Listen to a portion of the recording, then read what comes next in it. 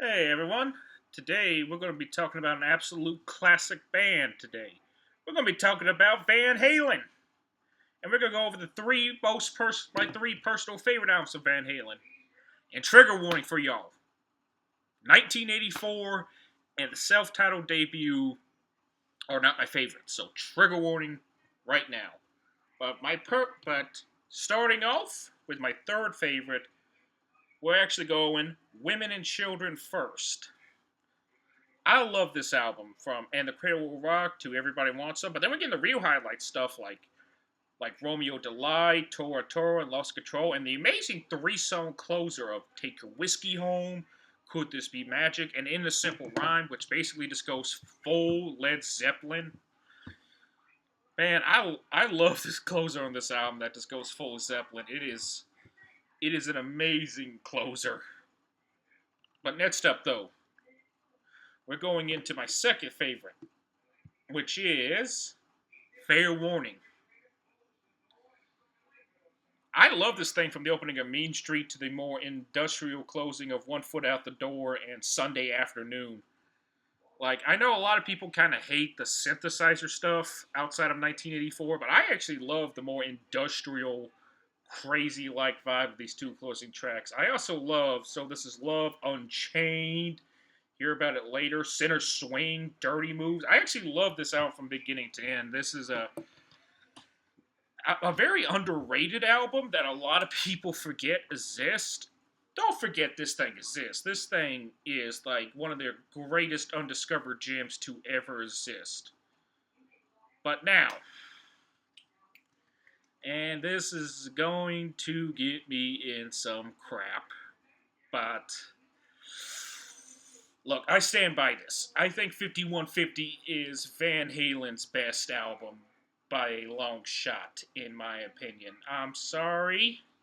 You can crucify me on the stake for that one if you wish, but I'm standing by it. I actually think Sammy is a little bit of a better singer than David Lee Roth. So, sorry guys, but I love this thing from Good Enough to Inside, honestly.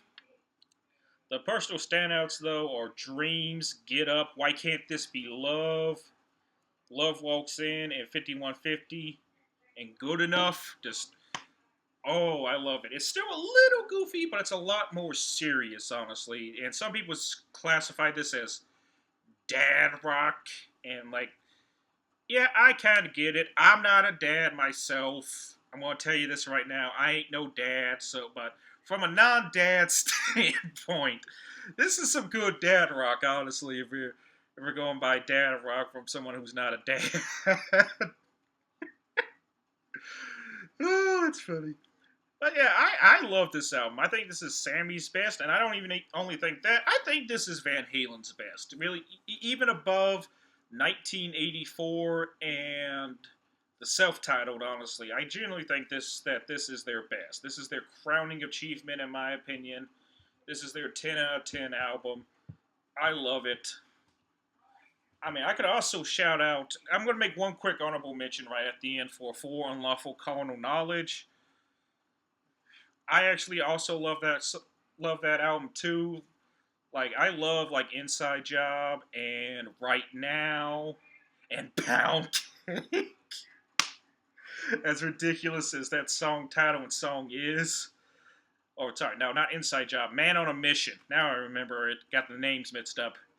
But I love that album too, dude. I think it's so much fun. A little bloated, but honestly, it doesn't bother me. I love that album, man.